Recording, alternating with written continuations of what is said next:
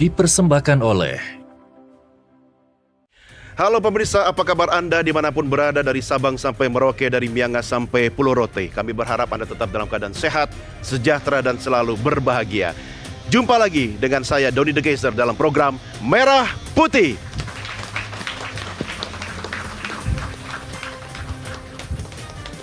Pemirsa, Merah Putih edisi spesial malam hari ini akan memperingati Hari Anak Nasional. Dan kali ini kita akan mendiskusikan tentang bagaimana upaya dan peran pemerintah serta seluruh pemangku kepentingan dalam upaya perlindungan anak-anak Indonesia. Masa depan bangsa Indonesia tentunya ada dan keberlanjutannya ada di tangan anak-anak Indonesia. Anda, saya, kita semua sebenarnya anak Indonesia. Tetapi seperti apa program pemerintah dan Komisi Perlindungan Anak Indonesia dalam menegakkan upaya perlindungan anak Indonesia, sama-sama kita diskusikan dalam Merah Putih edisi spesial Hari Anak Indonesia malam hari ini. Baik pemirsa, saya sudah menghadirkan narasumber yang menjadi panelis kita dalam program Merah Putih spesial malam hari ini. Langsung saja saya perkenalkan siapa-siapa yang akan berdiskusi dengan kita. Di sebelah kiri saya adalah anggota Komisi Perlindungan Anak Indonesia, Kawian. Pak Kawian, apa kabar? Alhamdulillah sehat. Selamat malam dan selamat Hari Anak Nasional. Selamat Hari Anak Nasional. 2025. Oke, jangan lupa mikrofonnya Pak. Nah, biar terdengar seantero jagat. Siap. Sekali lagi ucapkan selamat Hari Anak. Selamat malam dan selamat Hari Anak Nasional 2025. Oke, terima kasih Pak Kawian. Kemudian masih dari KPAI, anggota Komisi Perlindungan Anak Indonesia, Aris Adi Leksono. Pak Aris, apa kabar? Apa kabar? Baik, selamat malam, selamat Hari Anak Nasional tahun 2025. Iya, terima kasih Pak Aris. Hari kita juga dong ya, kan kita juga anak toh Pak? Iya, kita anak selamanya. Selamanya Anak orang Baik. tua kita. Betul, tepuk tangan buat Pak Aris. Oke, kemudian saya juga menghadirkan Child Protection and Participation Manager dari Wahana Visi Indonesia, Satrio D. Rahargo. Apa kabar Pak Satrio? Selamat malam, kabar baik. Sehat Selamat selalu? Hari Anak Nasional juga. Siap, terima kasih Pak Satrio. Kita kasih tepuk tangan buat Pak Satrio. Kemudian staf ahli Menteri Komunikasi dan Digital, bidang komunikasi dan media massa, Molly Prabawati. Bu Molly, apa kabar? Alhamdulillah baik, Semangat. selamat malam, selamat Hari Anak Nasional 2025 yang selalu kita peringati di tanggal 23 Juli. Oke, semangatnya Bu Molly luar biasa. Terima kasih. Kemudian di sebelahnya Bu Molly ada Chief of Public Affairs Grab Indonesia, Tirsa Renata Monusami. Bu Tirsa, apa kabar? Baik sekali. Semangat? Semangat, anak Indonesia hebat, Indonesia kuat. Asik. Bu Tirsa ini hari ini, malam ini ditemenin sama banyak anggotanya ya dari Iya Grab dong, Indonesia ya. betul. Boleh kita sapa ini Boleh teman-teman dong, Grab. Halo, apa kabar? Lady Grab. Oh, ini istilahnya Lady Grab ya? Lady Grab, Luar biasa. Tolong hafalin wajah saya, ibu-ibu yang super. Siapa tahu ketemu saya nanti ya. Asal kuat aja. Terima kasih Bu Tirsa. Dan ini satu sahabat saya, dia seorang founder Kampung Dongeng, seorang pendongeng yang tidak asing lagi, Awam Prakoso. Kak Awam, apa kabar? Kabar baik. Sehat. Alhamdulillah sehat. Selamat Hari Anak. Selamat Hari Anak, yang mana kita harus menghebatkan anak-anak Indonesia. Asik. Tapi kalau Kak Awam pidato nggak cucok. Cocoknya itu perform. Oh, iya. Ya, kira-kira mau menampilkan apa ini sebelum kita mulai diskusi yang panas membara ini? Wah, siap ya? Siap ya? mendengarkan kita Oke, kasih tepuk tangan dulu buat Kak Awam. Ya. Pagi hari terdengar suara ayam berkokok. Suara ayam membangunkan semua yang ada di dekatnya. Ada suara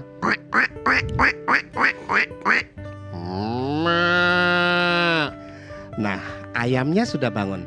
Hui, hui, hari ini dan seterusnya bangun pagi-pagi, bangun cepat, dan aku siap untuk berolahraga. Ayam ini namanya ayam jingo. Ayam jingo kalau sudah bangun pagi, dia juga inginnya selalu sehat. Maka ayam jago juga mau berolahraga. Aku akan berolahraga. Hai Bapak Ibu, ayo hitung sampai 3. Kita berlari-lari. 1, 2, 3. Tepuk tangan. Tuh, wah, tuh, wah, tuh, 2, 3. Tuh, 2, 3. Wow, dia tidak lupa bersyukur kepada Tuhan yang Maha Kuasa. Terima kasih ya Tuhan, hari yang selalu ditunggu anak-anak Indonesia. Harus bangun pagi, beribadah, dan tidak lupa kita berolahraga. Dan tidak lupa juga kita harus makan makanan bergizi. Dan juga jangan lupa belajar yang rajin, sekolah bersama teman-teman, dan tidur cepat. Jangan sampai begadang. Betul tidak ibu-ibu? Betul. Begitu ceritanya. Yeay. Terima kasih. Sama-sama. Wow, itu keren sekali. Kak Awam itu apa istilahnya yang bisa menampilkan suara yang bermacam-macam karakter? Ya, kita berlatih dengan ada sekitar 120 suara ya. 120 suara? Iya, betul. Suara hantu ada nggak? Waduh, Suara mantan? Jangan ya. jangan. Suara hati. Suara hati. Suara rakyat. Aduh, nggak main ya. Itu di episode yang lain. Oke, keren. Kasih tepuk tangan sekali lagi buat Kak Awam Prakoso. Baik. Nah, kalau bicara tentang anak, tentu kita semua adalah anak dari orang tua kita. Tetapi sebagai anak bangsa, kita tidak hanya memperingati Hari Anak saja, tetapi tanggung jawab kita sebagai anak bangsa untuk menjaga anak-anak kita agar mereka memiliki masa depan yang cerah, gemilang untuk menyambut khususnya Indonesia Emas. Saya akan pertajam dengan Pak Aris dulu nih, Pak Aris. Karena kan ada data, tolong dikoreksi Pak, kalau data saya sih 79 juta jiwa anak. Itu sekitar 28% total penduduk Indonesia. Tetapi faktanya, ini kan masih banyak laporan atau aduan terhadap kasus-kasus pelindungan anak. Jadi belum maksimal. Bagaimana Anda merespon soal ini Pak Aris? Iya, sebagaimana setiap tahun ya, sesuai dengan tugas KPAI tentu salah satunya adalah menerima pengaduan. Data di KPAI di tahun 2024 aduan terkait pelanggaran terhadap perlindungan anak itu mencapai 2057. 2057. Dan dari data itu di klaster pelanggaran terhadap pemenuhan hak anak itu mencapai 63%, kemudian sisanya di perlindungan khusus anak. Pelanggarannya, data itu menunjukkan bahwa belum optimal di ranah pencegahan. Kalau anak kita ingin anak kita betul-betul terlindungi di ranah perlindungan khususnya, maka harus optimal di dalam kinerja pencegahannya, langkah-langkah preventifnya dalam bentuk apa pemenuhan hak anak itu. Dan hampir setiap tahun rata-rata pelanggaran di ranah pencegahan, di ranah pemenuhan hak anak mestinya harusnya optimal di ranah pemenuhan anak, rata-rata di atas 60% data pelanggarannya yang masuk di KPAI. Artinya kalau kita berharap optimal di dalam pemenuhan di dalam perlindungan anak, maka pemenuhan haknya harus optimal gitu, sehingga anak kita akan tumbuh kembang dengan mental yang kuat, dengan resiliensi yang kuat, dia punya self control sehingga bisa kemudian memfilter mana yang kemudian dia boleh akses. Misalkan kalau hari ini marak aktivitas anak di dunia digital, mana yang boleh dia akses, mana yang tidak, dia sudah muncul self controlnya sendiri gitu. Nah, tapi yang sering melanggar hak perlindungan anak itu apakah jangan-jangan orang tuanya sendiri Pak? ya memang berdasarkan data yang ada di kami, pelaku pelanggaran anak itu rata-rata dari orang terdekat. Bahkan peringkat pertama pelaku pelanggaran itu ayah kandungnya. Ayah Gitu. kandungnya. Ayah kandung, ayah tiri ya. Kemudian juga dari ibunya ya. Rata-rata orang terdekat. Pihak dari pihak satuan pendidikan, tetangga ya dan lain sebagainya. Iya. Data yang di kami ya 10 besar pelaku pelanggaran terhadap anak orang-orang terdekat. Ini gitu. bahaya sekali ya Pak Wah, Aris ya. cukup Artinya memprihatinkan. kita perlu upaya preventif nih Pak Kawian. Apa yang bisa Anda sampaikan khususnya kepada orang tua agar data itu bukan hanya sekedar statistik tapi harus itu kita prevensinya seperti apa Pak? Baik, terima kasih. Izin menambahkan sedikit yang disampaikan oleh Pak Aris bahwa angka tadi yang dikemukakan itu pasti lebih kecil dari fakta di lapangan. Karena banyak kasus yang tidak dilaporkan, Betul. tidak diadukan dengan berbagai alasan. Ada yang takut melapor, ada takut mengadu, tidak sempat, jauh. Bahkan ada korban misalnya karena ditekan oleh pelaku sehingga dia tidak berani melapor. Ya. Kemudian bagaimana pencegahan? Yang pertama bahwa di klaster pemenuhan hak anak ini kan tadi seperti disebutkan Pak Aris juga banyak orang tua atau orang terdekat yang misalnya tidak memenuhi kewajibannya dalam pemenuhan hak anak. Ya. Misalnya tidak menelantarkan anaknya, tidak menyekolahkan anaknya karena beberapa alasan ya, apakah tidak mampu, miskin dan sebagainya. Nah, sepakat dengan Pak Aris itu memang pencegahannya harus maksimal. Nah, kaitannya dengan anak yang terlantar, anak yang belum mendapatkan hak-haknya seperti hak pendidikan, hak kesehatan ini Hak dasar ya. kita sampaikan ke pemerintah dulu. Pemerintah harus maksimal. Pemerintah harus memastikan bahwa tidak ada satu anak pun yang terlantar. Tidak ada satu anak pun yang tidak mendapatkan hak-hak kesehatan dan sebagainya.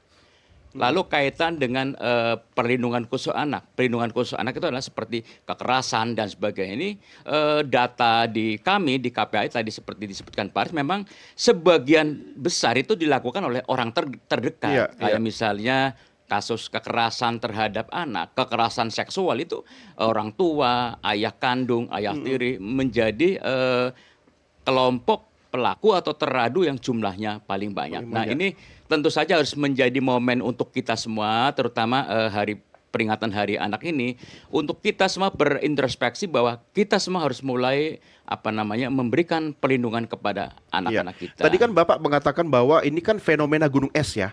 Data itu tidak mencerminkan kasus sesungguhnya. Artinya di luar sana banyak yang tidak datanya tidak masuk, tidak dilaporkan.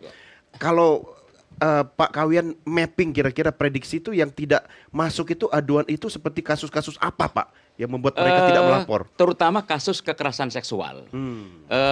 Misalnya orang tua yang anaknya mengalami korban kekerasan seksual, kalau dia akan melapor misalnya nanti takut terekspos. Iya, Kalau malu ya. terekspos, kemudian nanti anaknya kasihan, malu dan sebagainya. Lalu misalnya pihak sekolah misalnya juga kalau ada kasus mereka enggan melaporkan ke pihak terkait karena mereka atau sekolah tersebut khawatir nanti nama baik sekolah tercoreng.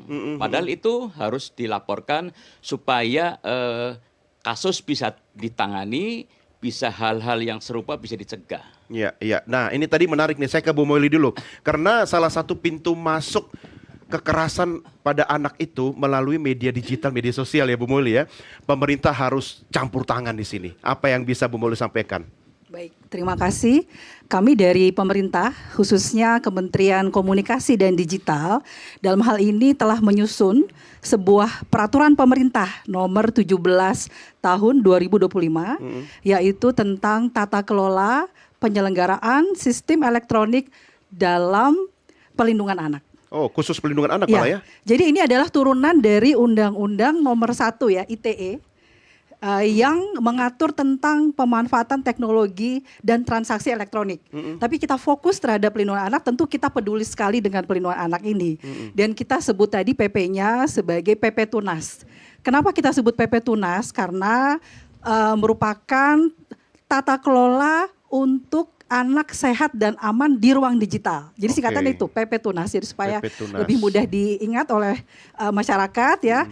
Itu satu. Yang kedua tentu kita sangat melindungi anak-anak ya dari tadi kejahatan digital ya.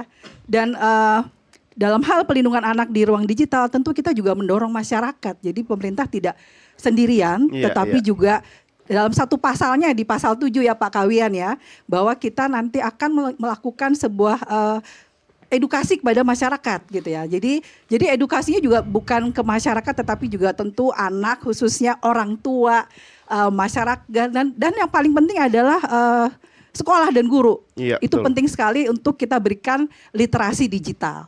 Ya, jadi bersyukur pada tanggal 27 Maret 2025 telah ditandatangani oleh Presiden Prabowo Subianto peraturan pemerintah tentang tata kelola penyelenggaraan sistem elektronik dalam pelindungan anak. Iya, tinggal Dan itu implementasinya nih ya. ada 7 bab, 50 pasal. Dan pasal yang paling penting adalah pasal 7 tadi, karena kita itu ingin artinya dalam hal ini Komdigi ya, pemerintah itu punya tugas itu mengawasi sebetulnya, mengawasi tata kelola pelindungan anak. Ya. Tetapi tanggung jawab Dan kewajiban itu lebih kepada penyelenggara sistem elektronik. Betul. Nah inilah yang selalu kita pantau terus penyelenggara sistem elektroniknya gitu supaya nanti anak-anak kita tentu hak-hak anaknya tadi terlindungi, bisa terhindar dari kejahatan digital. Iya, kalau dari hulu ke hilir kita kawal aman lah ya, dari penyelenggaranya, tapi orang Iya. tuanya dan anaknya sendiri Betul, juga ya. punya filter kan lebih oke Bu Meli Iya ya. betul. Jadi memang dalam menyusun PP Tunas ini kita libatkan itu anak sekolah, Iya, iya. guru-gurunya, orang tuanya pun kita panggil gitu. Oh, oke. Sehingga mudah-mudahan PP Tunas ini betul-betul nanti implementasinya bisa Iya. artinya kita tujuan kita ya untuk melindungi anak tercapai. Oke, baik. makasih. Makin panas diskusi kita. Kalau bicara soal anak memang tanggung jawab kita bersama. Tapi kita ngopi dulu ya. Bapak Ibu sukanya ngopi apa teh? Pak Aris suka ngopi apa teh? Sukanya kopi susu. Kopi, tanya kopi minta kopi susu. Ya sudah, nanti kita siapkan kopi susu buat Pak Aris. Kami segera kembali sesaat lagi. Tetap bersama kami di Merah Putih.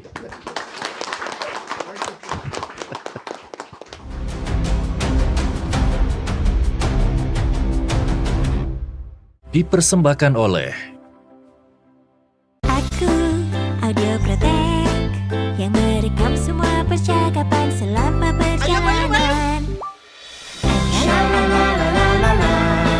Kami teman jalan tenang.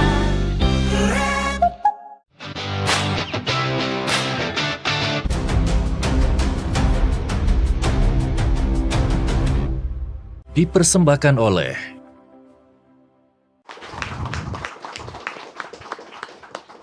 Terima kasih pemirsa masih tetap setia bersama kami dalam program Merah Putih hanya di Nusantara TV. Saya Doni The Kaiser. Kita lanjutkan bincang-bincang kita tentang satu tema yang penting demi masa depan bangsa Indonesia, yaitu anak-anak Indonesia. Saya ke Bu Tirsa dulu. Saya sebenarnya sambil bertanya-tanya Bu Tirsa, ada urusan apa ini Grab sama anak Indonesia? Coba diterangkan dulu Bu Tirsa. Ya, pertanyaan yang bagus. Jadi kalau Grab ini kan kami adalah perusahaan teknologi penyedia, kita sebutnya tuh aplikasi serba bisa. Dan yang berkaitan langsung dengan anak adalah layanan-layanan dari Grab, misalnya transportasi yang berbasis online. Oke. Karena banyak nih bapak ibu yang memesankan Grab Car atau Grab Bike untuk mengantarkan anak antar jemput ke sekolah. Betul. Nah itu sebenarnya use case ya kalau di kami. Nah sebenarnya cocok juga karena kami ini visi dan misinya adalah menyediakan layanan transportasi yang aman, nyaman untuk semuanya. Termasuk kami itu ada yang menyebutnya kalangan rentan.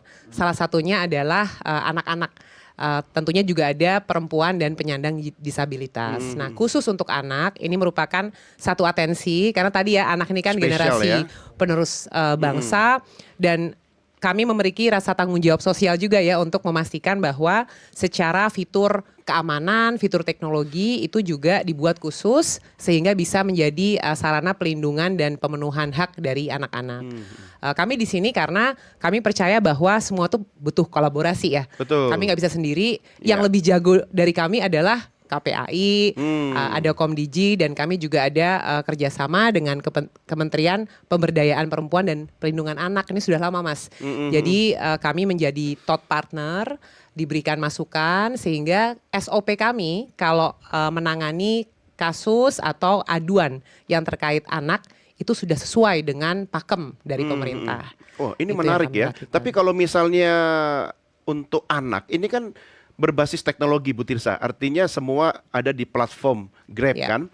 Nah apakah ada fitur khusus atau memang fasilitas yang dikhususkan untuk anak atau upaya perlindungan anak itu sendiri? Ada nih salah satu yang terbaru, saya khusus spill di acara ini. Oke, Ya. coba kita Namanya adalah family account. Family Jadi account. akun keluarga. Oke. Ini mungkin nanti bisa dicoba oleh Bapak Oke, Ibu misalnya di saya sini. punya akun nih. Betul. Terus? Kalau Bapak merupakan yang pemilik akun utama, nanti bisa menambahkan anggota keluarga. Oh. Bisa istri, bisa anak, bisa keponakan terserah yang Oke. merupakan bagian Istri dari wajib. Karena yang keluarga. ngisi itunya top up-nya istri. Oh gitu ya, ya. Boleh.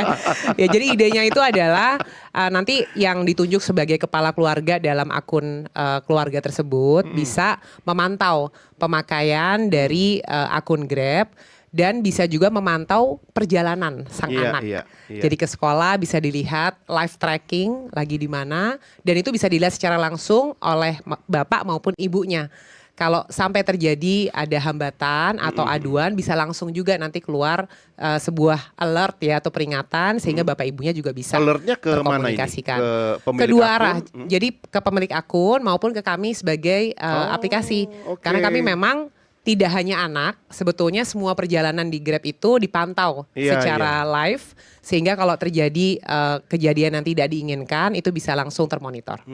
Ya, ini kapan mulai bisa digunakan fasilitas atau fitur ini? Iya, sekarang sudah fase percobaan dan sebetulnya di banyak akun itu juga sudah terbuka dan baru tadi juga kami menandatangani nota kesepahaman dengan KPAI untuk semakin meningkatkan tingkat pemenuhan hak dari anak-anak maupun pelindungan, termasuk juga untuk memberikan pelatihan kepada mitra pengemudi dan unit reaksi cepat kami, supaya kalau menangani kejadian yang terkait anak bisa cocok ya penanganannya. Karena kan anak ini butuh penanganan yang secara spesifik gitu, nggak bisa sembarangan.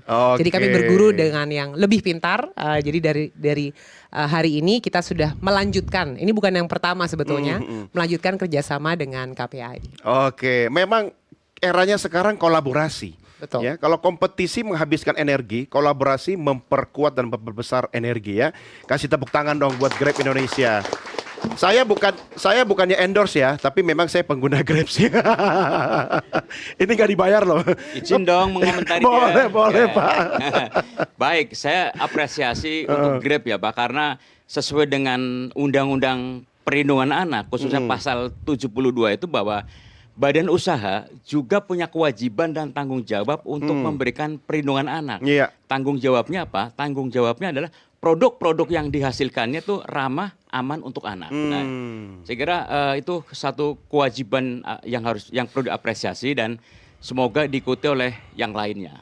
Oke, nah makanya saya mau geser ke Pak Satrio ini. Karena seperti kita tahu Wahana Visi ini sudah sekian tahun juga ya mendukung pemerintah, program pemerintah khususnya kalau saya mau tahu lagi yang spesifik tentang upaya pelindungan anak ini seperti apa Pak Satrio? Baik, terima kasih untuk waktunya. Jadi kalau kita berbicara soal terkait dengan digital ya, sepertinya kita semua sepakat bahwa dunia digital ini sebuah hal yang tentu tidak bisa kita hindari ya. Akan selalu kita lihat dan kemudian terpapar juga. Kalau kita lihat dari data pemerintah sendiri juga, dari data BPS sendiri, kita lihat paparan dari anak-anak atau termasuk juga orang tua dewasa ya, yang bisa mengakses internet dan juga minimal mempunyai gadget itu semakin meningkat ya dari tiap tahun gitu. Bahkan tahun 2024 sendiri secara data itu meningkat cukup signifikan gitu ya, kepemilikan gadget dan akses pada internet. Tentu saja termasuk anak-anak sendiri ya yang mendapatkan akses itu. Tentu saja salah satu penelitian sendiri menyebutkan ya, ketika kita bicara anak-anak secara kompetensi digital itu sangat baik. Itu kenapa kalau anak-anak itu cepat banget ya, kalau kita kasih gadget dia cepat banget untuk tahu gitu. Tapi kompetensi kritisnya terbatas, itu sangat kurang. Sehingga kadang-kadang kalau kita tanya ini untuk apa gitu, kenapa dia mengasih ini, dia nggak akan tahu gitu. Sehingga ketika ada gap di situ ya, antara kompetensi digital yang sangat baik dengan kompetensi kritis yang sangat kurang, maka ruang itu harus diisi oleh orang-orang dewasa dan orang tua yang di sekitar, yang ada di sekeliling anak itu. Itu kenapa kalau kami tidak hanya bicara bagaimana memastikan anak mempunyai kompetensi kritis itu, tetapi juga bagaimana peran orang tua sendiri untuk mempunyai literasi digital. Bentuk konkretnya seperti apa? Biar nyampe ke orang tua. Misalnya bagaimana orang tua mempunyai literasi digital yang baik. Tahu bagaimana misalnya nih, kalau kita mungkin hanya tahu Facebook saja gitu. Ini maaf bicara merek ya. Iya, nggak apa-apa. Tapi menentukan angkatannya sih. Iya. Yang pakai Facebook biasanya yang angkatan senior. Betul. Ayo nggak mau ngaku ya. Betul. Nah, anak-anak sekarang kan sangat luar biasa secara media sosial. Nah, bagaimana orang tua juga bisa mengikuti itu. Lalu kemudian membangun komunikasi positif dengan anak. Tidak harus kemudian stalking gitu ya, ngecek WhatsApp atau apa. Tapi bagaimana membangun kedekatan dengan anak sehingga anak bisa cerita apapun gitu ya. Cerita hal apa yang dia dapatkan dari internet, apa saja yang didapatkan dari WhatsApp gitu. Sehingga orang tua bisa memberikan edukasi kepada anak. Ketika misalnya dia mendapatkan paparan yang tidak pantas gitu, apa yang harus dia lakukan gitu. Betul. Masalahnya kan gini Pak, anak itu bukan pendengar yang baik tapi peniru yang ulung. Betul. Lah, bapaknya larang-larang anaknya main handphone, bapaknya sambil pegang handphone 24 jam sehari di rumah, ya kan? Betul. Jadi bapak dan ibunya juga yang harus diedukasi. Betul. Ya kan? Benar ya Pak Aris ya? Nah saya tertarik dengan upayanya Kak Awam ini ya, karena saya masih ingat dulu orang tua saya masih suka bercerita ke saya, ya, mendongeng ke saya. Nah, Kak Awam, Anda nggak merasa tenggelam oleh zaman atau perubahan teknologi yang sangat canggih? Kenapa masih eksis di dunia dongeng ini? Ya, karena ini merupakan upaya mitigasi ya, seperti tadi juga sudah disampaikan bahwa kekuatan utama untuk menghebatkan anak-anak dan melindungi anak-anak itu menjadi hal yang paling utama. Maka kami memberikan satu kekuatan dengan satu komunitas yang harus tersebar di seluruh Indonesia dan di setiap titik di berbagai provinsi kabupaten itu kita siapkan. Nah, ini yang menjadi bahwa ini tidak ketinggalan zaman, bahkan ini menjadi satu profesi yang kemudian menjadi ekonomi kreatif bagi teman-teman, tapi tidak meninggalkan jiwa-jiwa volunteer mereka. Yeah. Bagaimana mereka harus memberikan edukasi bahwa anak itu harus menjaga diri, bagaimana anak itu harus betul-betul memahami orang berbahaya itu seperti apa gitu ya, sampai pada tingkat orang tua yang juga kita berikan pelajaran atau edukasi terkait dengan bagaimana sih mengasuh pola asuh yang menyenangkan, yaitu dengan cara bercerita. Gitu, bercerita itu kan tidak harus dengan pada zaman dahulu, pada suatu hari kan enggak ya, tapi bercerita tentang aktivitas orang tuanya sehari-hari yang bisa meningkatkan bonding seperti itu. Sehingga ini sangat penting sekali juga kita tekankan kepada stakeholder termasuk pemerintah juga bahwa kami sudah kami lakukan di setiap daerah itu titik-titik komunitas yang siap untuk beraksi, sehingga ini agar kami juga nggak sendiri gitu ya, tapi bisa bersinergi, bermitra sehingga tujuan bersama bisa terwujud. Iya, Anda sudah berapa tahun Kak Awam mendongeng ini? Kalau saya sejak tahun 99 ya. Jadi wah, saya belum lahir. Ketahuan hoaxnya ya. Ya. Tapi kalau komunitas Kampung Dongeng sendiri saya bangun sejak tahun 2009. Sebenarnya kan dongeng secara digital juga bisa ya. Betul Tapi sekali. Gimana pendekatan digital lewat dongeng itu menurut Anda? Ya, digital tetap kita lakukan, tetapi ingat anak bukan bukan pengambil keputusan. Yes. Artinya memang orang tua sudah betul tidak mendekatkan anak-anak kepada gadget sedini mungkin ya. Nah, ini yang harus menjadi perhatian juga, sehingga ketika membangun atau membuat konten-konten itu juga tidak sembarangan juga gitu. Harus betul-betul dilakukan analisa. Kemudian karena gadget itu begitu anak sudah seneng nonton cerita yang kita sampaikan misalkan, itu mereka ya itu dari Komdigi kan juga pasti memberikan perhatian, ada pop up tiba-tiba muncul, iklan muncul dan seterusnya. Tiba-tiba iklan judul. Nah, begitu dan seterusnya itu juga berbahaya. Maka kita hanya kalau konten-konten itu memang tidak terlalu banyak ya konten-konten terkait dengan dongengnya itu sendiri, tapi lebih bagaimana pergerakan dongeng ini bisa sampai ke seluruh tanah air.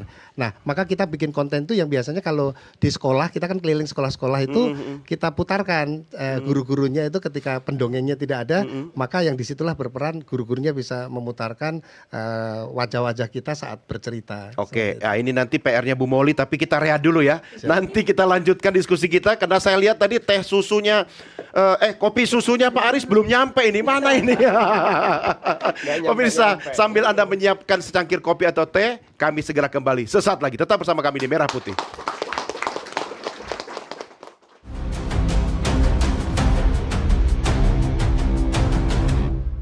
Dipersembahkan oleh Aku Audio Protek yang merekam semua percakapan selama perjalanan. Kami menemani jalan tenang.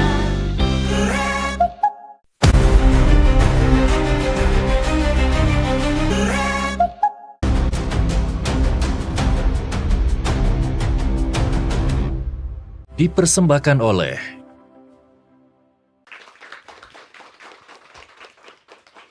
Terima kasih pemirsa, masih tetap setia bersama kami dalam program Merah Putih. Saya Doni De Keizer mengajak Anda berbincang tentang edisi istimewa kita Hari Anak Nasional. Dan kita semua anak Indonesia, dan kita juga bagi Anda orang tua yang memiliki anak, tanggung jawab kita bersama untuk memastikan masa depan anak-anak kita. Karena masa depan bangsa ada di tangan anak-anak kita. Oke, saya lanjut, nanti di sesi ini saya berikan kesempatan buat Bapak Ibu yang ada di studio boleh bertanya. Tapi sebelum itu saya ke Bu Moli dulu. Karena PR-nya Komdigi ini kan banyak sekali, termasuk harus ada upaya preventif. Tadi kata Pak Kawian itu, blokir hal-hal yang negatif buat anak-anak itu gimana tuh Bu Molly? Baik, terima kasih pertanyaannya. Khusus untuk PP Tunas tadi ya. Jadi PP Tunas itu memang kita batasi tadi anak menggunakan digital ya, teknologi digital, dan memang tidak bisa dihindari saat ini perkembangan pesat teknologi digital. Nah, untuk PP Tunas itu ada pembatasan usia. Jadi yang dikatakan anak kan di bawah 18 tahun. Sehingga anak-anak yang menggunakan platform digital, kita harapkan adalah platform digital yang layak anak tentunya. Dan PP Tunas ini meminta ya kepada penyelenggara sistem elektronik tadi, salah satunya Grab ya, itu harus ada persetujuan dari orang tua. Jadi anak-anak di bawah 18 tahun dalam hal menggunakan platform digital itu harus meminta persetujuan pada orang tuanya. Itu untuk melindungi anak. Lalu apabila tadi ternyata juga ada anak-anak yang mungkin pakai akun bohong ya, atau apa tadi tiba-tiba ada muncul kemudian apa situs-situs yang atau pop-up yang konten-konten yang negatif seperti itu, tentu kita sangat mengharapkan aduan dari masyarakat hal ini. Nah, ini bisa diadukan di namanya kita punya namanya aduankonten.id. Aduankonten.id. Ya.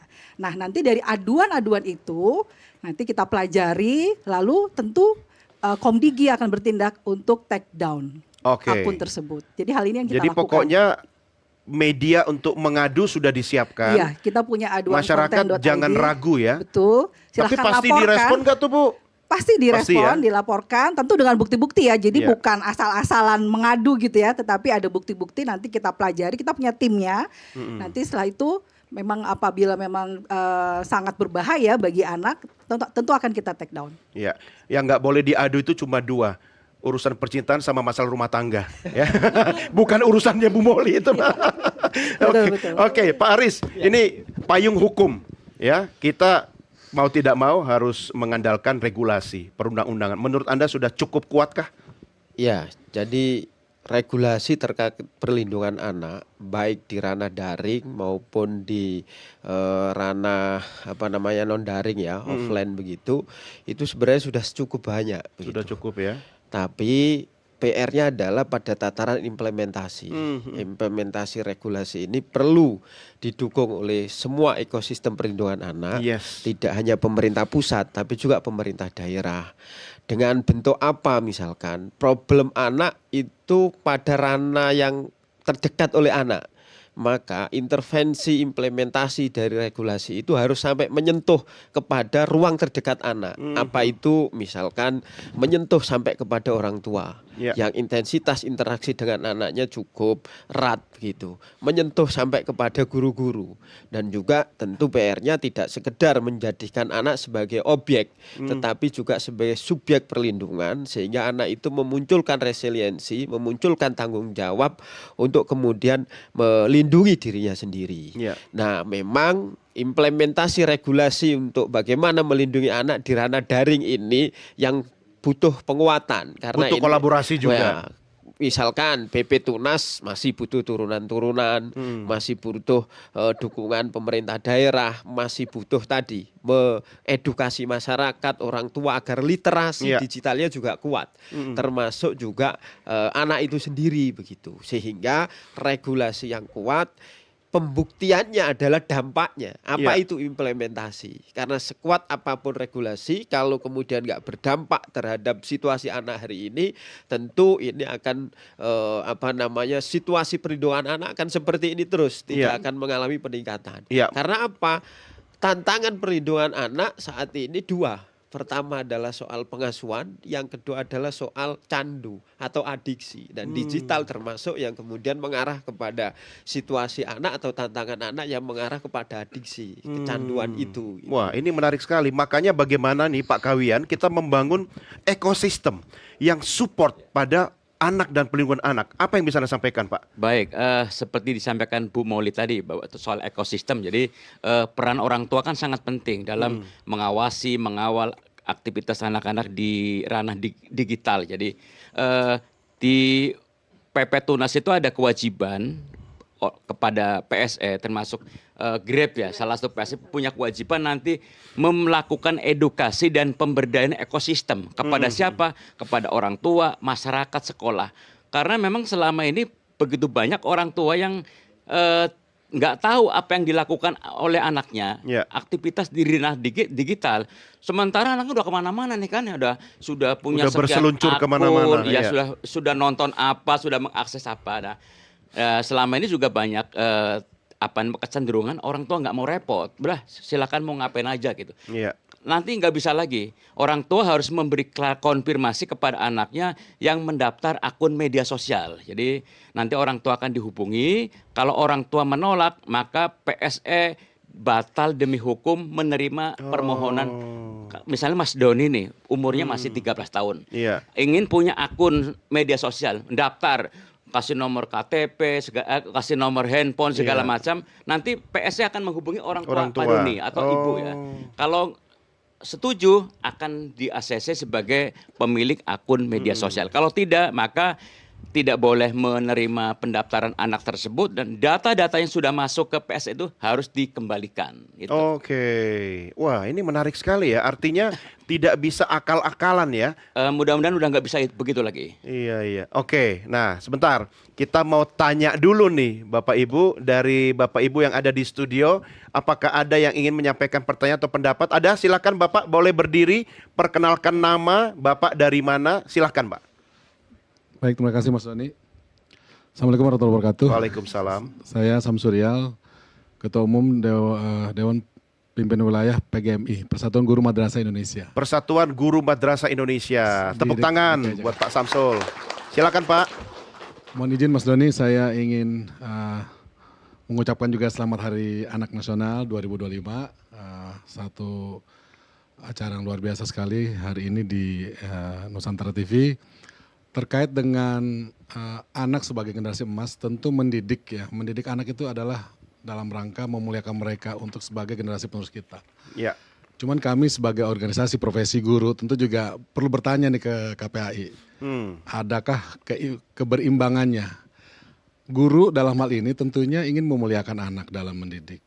Tapi kita tahu terakhir ini banyak sekali guru-guru kita diperkarakan Pak. Mas Doni tahu ya? Iya. Wah, ada yang dipenjarakan, ada Betul. yang sekian, ada harus kena denda sekian juta, sekian puluh juta. Yang kami tanyakan adalah sebenarnya KPI itu punya batasan enggak? Kan guru itu mendidik dalam rangka mendisiplinkan generasi supaya dia menjadi mandiri ke depan. Sementara guru-guru kami mendidik tentunya dengan suasana batin yang ingin mereka itu menjadi generasi yang kuat pada masa yang akan datang. Tetapi sedikit sentuhan, sedikit hardikan itu jadi masalah besar. Nah, kami ingin bertanya kepada KPI, apakah ada perimbangan? Apakah pada saat aduan itu hanya anak yang dilakukan pembelaan atau guru juga sebenarnya ibu bapak jangan mengadu, ini sebenarnya tindakan yang benar. Setuju. Apalagi guru kan ada regulasi yang terkait dengan guru tidak bisa dipidanakan kalau seandainya dalam rangka mendisiplinkan murid. Itu yang pertama. Yang kedua Mas Doni, banyak juga pertanyaannya Pak Guru. Silakan singkat Pak. Tentang Komdigi ini terkait dengan kita sudah letih nih di guru nih. Membangun karakter siswa, menjaga akhlak siswa dan sebagainya. Tiba-tiba keaktifan mereka di dunia digital itu terganggu dengan banyak sekali konten-konten yang sebenarnya merusak secara mental dan juga karakter. Sebenarnya kami butuh dari Komdigi itu ada nggak eksekutornya, kalau seandainya kenapa harus nunggu aduan? Kalau memang konten itu buruk langsung jebret, langsung tutup dan gitu Pak. Oke. Terima kasih. Terima kasih Pak Sasong. Pertanyaan yang dahsyat. Pak Kawian sama Pak Aris harus jawab ini dulu. Siapa dulu? Pak Kawian dulu, silakan. Oke, Pak Aris silakan, monggo Pak. Baik. Tentu KPAI ini lembaga negara yang sifatnya independen, dilindungi oleh undang-undang. Artinya semua kinerja KPAI bukan dasarnya like and dislike gitu. Mentang-mentang core kita anak, maka apapun situasi anak kita bela-belain, tidak. Kami tentu dalam menerima aduan, melakukan pengawasan dan seterusnya, ya prinsip dasarnya harus objektif. Prinsip dasarnya harus berdasarkan pada kebenaran begitu. Banyak kok kasus-kasus aduan yang kemudian terjadi di satuan pendidikan. Saya kebetulan pengampu bidang pendidikan ya, yang itu menyangkut kekerasan antara guru dan peserta didik, itu juga kemudian kalau memang proses kejadiannya tidak ada bukti, kejadiannya tadi memang betul-betul melaksanakan prinsip mendidik sebagai pendidik yang sejati gitu, bukan sedang melampiaskan emosinya begitu. Memang mendidik bukan mengajar ya, bukan mengajar gitu. Kami juga akan kembalikan kasus itu. Kami akan sampaikan fakta apa adanya gitu, dan tidak tanggung-tanggung kami pernah memproses kasus yang cukup viral ya di salah satu lembaga pendidikan ya. Kejadian memang tidak terjadi kekerasan ya kami akan sampaikan tidak ada kekerasan. Ini lembaga negara independen, tentu kami bekerja atas dasar objektivitas, keadilan dan kebenaran. Bahkan kami juga mendorong bagaimana kemudian misalkan terbitnya regulasi yang menyangkut perlindungan anak dan guru di satuan pendidikan. Ya. Itu contoh di Permendikbud 46 itu tidak sekedar mengatur kekerasan terhadap anak, tetapi juga bagaimana mengatur kekerasan terhadap guru. Dilindungi di Permendikbud 46. Nah, lagi-lagi memang kadang kita itu melihat regulasi itu cuma covernya saja atau nomornya saja tanpa melihat dalamnya ya. Ya. Ini yang dilindungi sebenarnya yang objek perlindungan dari Permendikbud ini apa gitu. Apakah hanya sekedar siswa ataukah juga sebenarnya ada guru. Nah, kami tegaskan di sini kami berimbang dan bahkan sudah ada contoh regulasi itu. Jangan tidak khawatir hanya guru, ya. Tidak hanya anak tapi juga guru dilindungi di dalam regulasi yang menyangkut Permendikbud 46 itu salah satunya. Ada tambahan singkat Pak Kawian? Saya kira itu sudah dijawab oleh Pak Aris yang memang membidangi masalah pendidikan, dan juga beliau itu Sekjen Persatuan Guru Nahdlatul Ulama Indonesia. Jadi luar biasa. Beliau juga guru. Nah, saya ingin mengomentari Pak tadi yang soal konten digital yang apa namanya yang banyak dikonsumsi oleh anak-anak. Memang tantangan terbesar kita adalah melakukan pengawasan aktivitas anak-anak di ranah digital, Pak. Kami sendiri di KPAI hampir setiap hari menerima aduan atau kiriman foto misalnya kekerasan terhadap anak. Bahkan kalau yang viral-viral pasti dikirim ke KPAI dan meminta supaya KPAI koordinasi dengan Komdigi untuk segera melakukan pemblokiran atau memutus aksesnya. Tapi kami juga paham bahwa ternyata Komdigi juga tidak punya hak untuk melakukan eksekusi. Eksekusi terakhir adalah pada aplikator atau pemilik PSE itu sendiri. Jadi memang itu mungkin yang masih menjadi kendala kalau ada konten-konten yang beredar yang pornografi, judi online atau apa, memang memerlukan waktu yang cukup lama. Gitu. Bersabarlah ya. Nanti akan saya akan ke Bung Muli nanti, tapi kita rehat dulu. Kita lanjutkan diskusinya di segmen berikutnya. Pemirsa jangan kemana-mana, Merah Putih segera kembali sesaat lagi.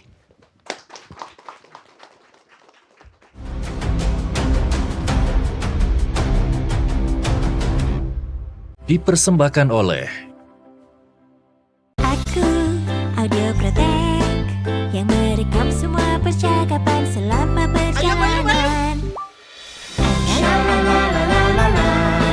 Kami temani jalan tengah.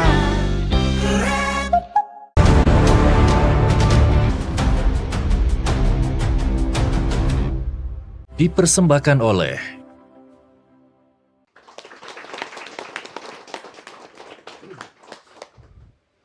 Terima kasih pemirsa, masih bersama kami Merah Putih. Saya Doni De Keizer berbincang dengan narasumber yang jadi panelis kita, edisi spesial dalam rangka Hari Anak Nasional.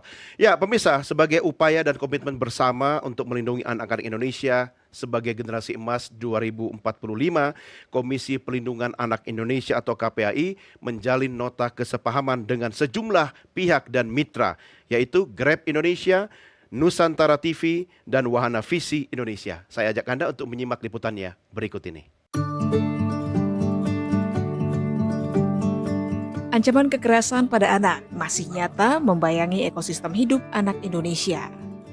Penelantaran pengasuhan, kekerasan rumah tangga, pelecehan anak hanyalah sejumlah kasus yang laporannya kerap datang ke Komisi Perlindungan Anak Indonesia nyaris setiap hari.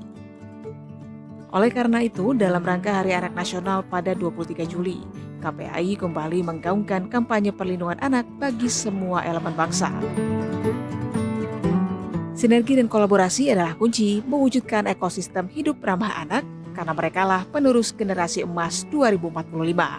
3 atau 4 lembaga ini berkolaborasi untuk mewujudkan generasi emas 2045 yang kita mulai detik ini, jangan ditunggu tahun 2045-nya, dan tentu dengan tanggung jawab sesuai dengan peran kita masing-masing.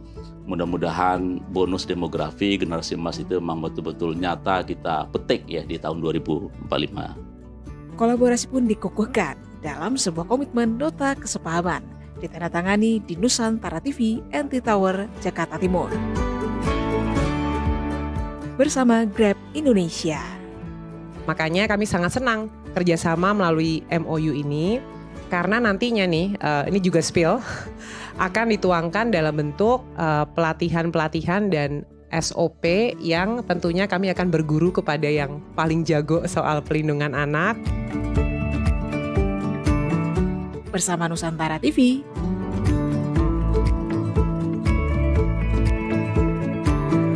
Saya menyambut dengan senang dan gembira ketika kita menyelenggarakan atau mengadakan kerjasama. Sebetulnya kerjasama ini sudah dijajaki cukup lama ya, Mas Haji ya. Lalu kemudian akhirnya kita sampai di tahap ini.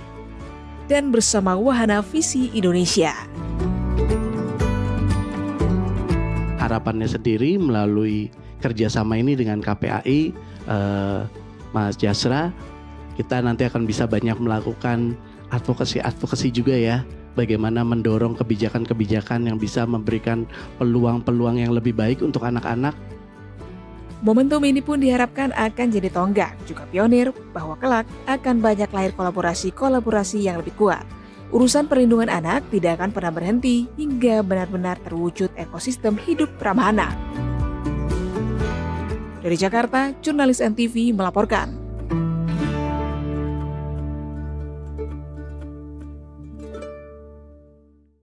Ya baik, mudah-mudahan kolaborasi ini bisa memperkuat upaya kita sama-sama untuk melindungi hak-hak anak Indonesia agar masa depan bangsa bisa lebih cerah lagi. Kita lanjutkan diskusi kita. Bu Moli, tadi ada pertanyaan yang harus dijawab dulu. Singkatnya seperti apa?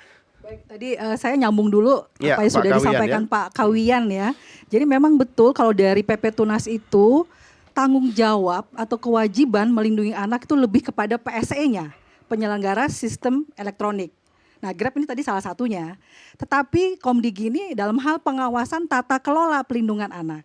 Tentu tadi dengan konten-konten yang merusak, artinya anak ya, akan berdampak rusak atau kejahatan digital terhadap anak, itu tentu akan kita tindak lanjuti. Kita dalam hal ini kolaborasi tadi, laporan-laporan dari KPAI, dari penyelenggara sistem elektronik, itu kita tindak lanjuti, terutama juga kerjasama dengan pihak kepolisian. Iya. Gitu ya. Dan jangan khawatir Pak, pasti kita akan terus bekerja untuk artinya memblokir ya situs-situs yang akan membahayakan anak kita. Oke, nah saya ke Bu Tirsa nih, karena kata kuncinya ada di PSE-nya ya. Betul. Di Grab Indonesia sebagai sebuah brand yang kuat, yang istilahnya kita apa-apa Grab aja gitu kan. Nah, tetapi kan perlu jaminan keamanan.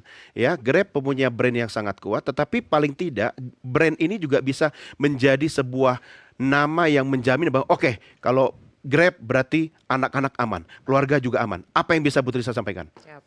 Jadi kami memang betul adalah salah satu dari PSE, tapi memang kami tuh tidak ada media sosialnya ya. Jadi memang agak berbeda.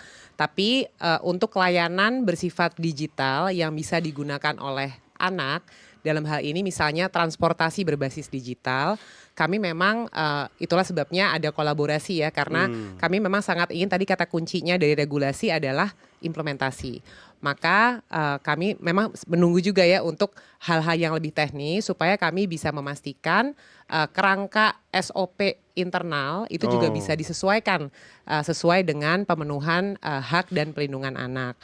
Saya bisa cerita 3 hal yang kami lakukan. Tadi satu, saya sudah cerita soal ada family account atau akun keluarga yang saya barusan cek sudah on sekarang. Oh sudah? Jadi sudah bisa digunakan. Habis ini saya langsung bikin ya. Silakan ya. untuk ke 6 anaknya Mas Don. Asik, waduh ketahuan. Tapi tetap yang top up istri saya. Siap ya, jadi idenya itu adalah supaya sang yang ditunjuk sebagai kepala keluarga bisa memantau anaknya itu di mana, dan yang terutama bisa memantau saat anak itu di dalam perjalanan. Betul. Jika ada hambatan bisa langsung dieskalasi. Nah, sebentar Bu Tirsa, kalau misalnya 2 atau 3 anak saya dalam waktu bersamaan menggunakan fasilitas, apakah sama-sama dalam waktu yang sama bisa dipantau? Bisa. Itu Bisa adalah juga? keistimewaan dari family account Wes, ini. cakep. Dan yang bisa lihat nggak cuman bapak atau ibunya, dua-duanya bisa lihat dalam waktu yang bersamaan. Iya, iya. Jadi itu yang pertama, ada trip monitoring sehingga keselamatannya bisa dilihat. Fitur yang kedua ini adalah namanya audio protect di kami. Jadi tentu dengan konsen dari kedua belah pihak, mitra pengemudi maupun penumpang, karena ada undang-undang PDP juga ya Bu, jadi kalau nggak konsen nggak bisa direkam juga. Iya. Tapi kalau sudah ada konsennya, maka percakapan saat perjalanan itu juga direkam. Nah, ini penting karena satu sebetulnya namanya tuh efek deterrent effect ya. Jadi kalau orang tahu ada yang ngawasin, itu biasanya jadinya baik gitu ya, nggak akan mengucapkan kata-kata yang kurang mengenakan. Dan ini sangat penting karena kalau untuk anak ini kan mungkin kata-kata yang sama efeknya akan berbeda ya kalau yang dewasa atau yang anak yang mendengarkan. Jadi dengan adanya audio protect, satu mencegah, dan kedua kalaupun sampai kejadian maka kita ada sarana pembuktian sehingga bisa langsung didengar rekamannya dan yang bersalah kemudian bisa ditindak dengan sepatutnya. Itu nanti urusan polisi kalau sudah itu betul, ya. kalau memang mau ke arah ke arah seperti itu. Iya. Nah, itu yang kedua. Yang terakhir ini salah satu yang kesukaan saya, ada namanya itu kita filter dalam percakapan digital. Tadi bicara soal blokir, jadi kalau mudah-mudahan suka pakai Grab, itu bisa chat ya, baik itu sama mitra pengemudi maupun mitra merchant kalau makanan. Kan bisa saja itu menggunakan kata-kata yang kurang pantas. Iya. Nah, kami secara teknologi itu sebetulnya memfilter. Auto Jadi kalau sensor. ada auto sensor, Wow. jadi kalau ada kata-kata yang tidak sepatutnya, itu nanti nggak bisa keluar. Iya. Dan yang mengetik tadi itu diberikan peringatan bahwa kamu mengetik kata-kata yang tidak sepantasnya, nanti ada hitungannya tuh. Kalau 2-3 kali bisa diblok. Gitu. Dan yang lebih canggih lagi, tidak hanya bahasa Indonesia, tapi sudah juga ke dialek. Jadi bahasa-bahasa daerah ini sedang kami kembangkan juga. Wow, keren. Nah, ini adalah 3, terima kasih. Keren. Ya, soalnya banyak loh bahasa-bahasa daerah yang hanya yang tahu saja tahu gitu. Nah, itu juga kami saring menggunakan, ya sekarang kan ada AI, ada teknologi yang ini yang kami kembangkan.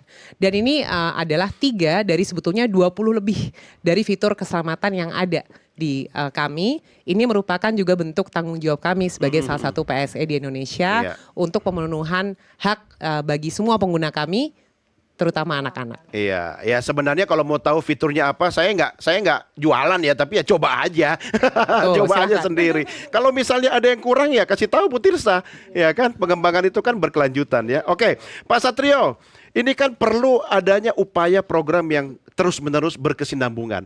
Apa langkah konkret yang menurut Anda harus dilakukan oleh semua pemangku kepentingan ini? Ya, baik. Saya pikir ketika kita sudah menyadari bahaya dan juga apa yang menjadi peran kita semua begitu ya, maka kita harus mulai melangkah menggunakan apa yang bisa kita punya. Mulai dengan mengkampanyekan perlindungan anak di ranah digital itu ya. Mulai dengan mengkampanyekan tentang adanya PP Tunas tadi. Karena kita perlu mengawal tadi hal baik yang sudah dilakukan pemerintah tadi. Yang kurang adalah bagaimana memastikan implementasinya gitu ya. Itu mungkin yang harus kita lakukan. Lalu kemudian memastikan literasi digital pada orang tua. Itu hal yang sangat penting dan akan terus kita dorong ya dari kami sebagai Yayasan Kemanusiaan yang fokus pada anak. Bagaimana memampukan orang tua untuk memahami soal literasi digital tadi. Bagaimana memastikan anak juga tahu bahaya-bahaya apa yang ada di sekitar mereka. Karena kalau dulu kita bicara bahaya itu ada di luar rumah. Sekarang bahaya itu ada di jari mereka, di tangan langsung mereka, ke tangan langsung mereka. di tangan mereka. Nah, itu haruslah sesuatu yang diketahui oleh orang tua dan kemudian diedukasi kepada anak supaya mereka juga tahu. Misalnya minimal ya, tahu tentang apa saja yang boleh dan tidak boleh di-share di dalam media sosial. Informasi data pribadi. Karena seringkali ketika anak nggak tahu apa-apa ya, ditanya tentang nama misalnya, alamat, terus nomor telepon begitu ya, karena mungkin nggak tahu akhirnya di-share aja di media sosial. Akhirnya kemudian menjadi ada kekerasan, misalnya ada pelecehan dan lain sebagainya yang terjadi pada anak itu. Makanya kita selalu mendorong untuk memastikan orang tua tahu tentang literasi digital itu, sehingga kemudian bisa mendampingi anak, memastikan ya anak tahu apa yang boleh dan tidak boleh, dan kemudian mendampingi kalau misalnya terjadi sesuatu gitu. Karena kita nggak bisa menghindari ya, kalau kita udah filter segala macam pasti ada yang bocor-bocor tuh. Iya. Nah, ketika bocor itu orang tua juga tahu apa yang harus dia lakukan. Iya. Tapi paling penting Pak Satrio, bagaimana menumbuh kembangkan kemampuan anak dalam upaya partisipasinya itu secara mandiri. Apa yang bisa Anda sampaikan? Biar orang tua tidak mungkin juga 24 jam mengawasi anak. Betul. Gitu kan. Ada self censorship, ada self filtership dari anak itu. Iya. Nah, ini yang kita sebut sebagai pendidikan literasi tadi ya. Karena kalau kita bicara pendidikan literasi pada orang tua ya tentu kita harus memastikan orang tua tahu ya. Tapi kita juga menanamkan pada anak tentang literasi digital itu juga gitu. Nah, ini peran dari pendidik, pengajar dari sekolah, misalnya dari kurikulum yang ada di sekolah, bagaimana sekolah juga punya nih media-media yang bisa disampaikan kepada anak bahwa apa aja yang dia harus menjadi tanggung jawab dia ketika berada di media sosial. Itu menjadi bagian penting dari pendidikan di sekolah. Tentu kita tidak bisa lepaskan juga ya pendidikan di dalam rumah itu sendiri. Itu mungkin yang harus pertama dilakukan ya. Karena saya juga kami sendiri dari One Vision Indonesia juga selalu mengkampanyekan ya di dalam media sosial kami juga bagaimana anak juga harus memahami tentang bagaimana apa yang harus dia lakukan, etika ketika dia bermedia sosial itu. Nah, itu mungkin bisa dilakukan dalam konteks kampanye di dunia media sosial, dunia digital. Itu peran dari influencer ya, yang dari media sosial yang sudah punya berbagai macam pengikut ya. Nah, itu mungkin bisa jadi salah satu yang didorong. Bagaimanapun juga orang tua itu sebenarnya adalah guru yang utama dan pertama bagi anak. Ya, jadi jangan lupakan peran itu. Jangan serta-merta dilemparkan ke sekolah juga gitu kan. Nah, Kak Awam, ini kan penting sekali kita mengurangi ketergantungan anak-anak itu dengan gawai yang tidak perlu ya. Kalau untuk meningkatkan literasi, belajar ya kan, paham teknologi, oke lah. Dengan dongeng salah satunya itu bisa dilakukan. Apa yang menurut Anda bisa efektif? Yang pertama ingin saya sampaikan adalah tidak ada anak tumbuh berkembang secara baik apabila lingkungannya tidak diciptakan. Nah, ini tadi kita sudah mendengar khususnya dari Grab Indonesia misalkan sudah menciptakan itu lingkungan, artinya harus dikondisikan. Harus dikondisikan. Kemudian Komdiki juga sudah sangat berusaha semaksimal mungkin. Nah, artinya lingkungan-lingkungan itu sebetulnya sudah diinstal, sudah ada gitu ya. Hanya ini kembali lagi kepada orang tua. Tadi saya setuju sekali dengan Bapak yang menyampaikan tadi, ya Pak Samsul mengatakan bahwa guru itu di gerbang sekolah anak mau masuk itu berharap banget anaknya udah baik. Tapi orang tua lucunya anaknya mau diantar ke sekolah berharap anaknya pulang baik. Ini kan ini jadi fenomena yang sangat harus kita bahas. Nah, di sini lalu siapa yang mensolehkan mereka? Siapa yang memberikan anak-anak itu sehingga menjadi baik? Berarti harus ada kemitraan di sini. Nah, artinya berarti kita harus lebih banyak lagi menguatkan anak-anak itu sendiri agar mereka bisa secara mandiri untuk bisa melindungi diri mereka sendiri, khususnya terkait dengan dunia internet misalkan. Nah, tadi saya setuju juga Wahana Visi Indonesia juga sudah mengatakan bahwa ada sebuah upaya untuk melakukan pelatihan itu. Nah, dongeng ini adalah salah satunya karena dongeng ini kan sebetulnya nasihat yang tidak murni, artinya nasihat yang secara tidak langsung anak menerima gitu loh. Sehingga ketika bercerita anak kemudian memahami dari pesan-pesan apa yang harus dilakukan. Contohnya misalkan gini, pada suatu hari ada seorang laki-laki yang mau menjemput. Halo nak, aku teman ayahmu. Teman ayahku? Ya, mau ikut aku karena aku diminta menjemput kamu ya untuk pulang. Aku sudah mendapatkan pesan bahwa hanya ibu, ayah, dan guruku yang boleh mengantar dan jemput aku. Nah, ini kan artinya ada satu pesan yang itu secara terus-menerus kita sampaikan kepada anak. Terus bagaimana menggunakan gawai itu juga harus dibatasi. Anak harus tidur cepat, tidak menggunakan handphone ketika mau tidur dan seterusnya. Jadi materi-materi atau tema-tema yang bisa diberikan kepada anak itu sangat banyak sekali. Nah, ini hanya membutuhkan satu kekuatan sebetulnya. Teman-teman di storyteller yang tersebar di seluruh Indonesia yang jumlahnya saya yakinkan bisa lebih dari 1.000 banyaknya, ini juga bisa dengan mudah memberikan edukasi kepada anak-anak. Seperti kami di Kampung Dongeng sendiri kan juga punya jadwal itu kalau nggak salah sekitar 2.000 kali ya titik ya untuk berkeliling ke berbagai sekolah. Nah ini bisa untuk dikuatkan. Dan saya percaya orang tua adalah storyteller terbaik bagi anak. Setuju ya. sekali. Kalau mau belajar lebih bagus lagi ya cari Kang Awam. Tapi orang tua apapun kemampuan, kondisi dan gayanya, mereka adalah pendongeng yang terbaik bagi anak-anak. Benar ya? Betul sekali. Bahkan bagi suami, istri adalah the best storyteller. Gara-gara istri cerita, suami tertidur. Oke, Bapak Ibu, kita tidak mungkin membahas urusan perlindungan anak dalam satu program singkat ini. Tetapi tentu kita sama-sama punya visi dan kita berkolaborasi. Saya berikan kesempatan bagi Anda semua masing-masing maksimal 20 detik untuk memberikan kata kunci ya. Bu Tirsa, nextnya upaya Grab Indonesia untuk terus berkelanjutan seperti apa? Kami terus berkolaborasi, dilihat di sini ada 6 pihak dan akan lebih karena kami percaya upaya harus bersama-sama. Jangan lupa media juga dong. Dan media kan semuanya. Kita berkolaborasi. Semua berkolaborasi demi anak hebat Indonesia kuat menuju Indonesia Emas 2045. Luar biasa. Bu Molly, komitmen dari Komdigi silahkan. Mari kita jaga anak-anak Indonesia supaya aman dari kejahatan digital. Oke. Anak Indonesia hebat. Luar biasa. Pak Aris, silakan Pak Aris. Ya, melindungi anak itu tidak cukup dengan satu orang, tapi membutuhkan orang satu kampung untuk kemudian melindungi. Maka apa yang hari ini terjadi situasi anak, kita perlu bergandeng tangan di hari anak ini, khususnya bagi orang-orang yang terdekat dengan anak, orang tua, guru, kemudian masyarakat, untuk kemudian mengoptimalkan betul-betul mengawasi dan menjaga anak kita karena masa depan Indonesia ada di pundak anak-anak kita hari ini. Terima kasih. Pak Kawian silahkan. Terima kasih. Momen peringatan Hari Anak Nasional tahun ini harus menjadi momentum buat kita semua untuk lebih peduli kepada anak, untuk lebih introspeksi karena kasus kekerasan terhadap anak masih sangat tinggi. Bagaimana agar semua pihak itu lebih peduli kepada perlindungan anak.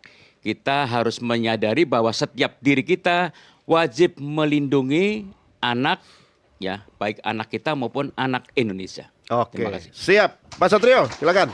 Baik. Perlindungan anak baik di ranah digital maupun di ranah non digital itu sesuatu yang penting dan membutuhkan peran aktif dari semua pihak.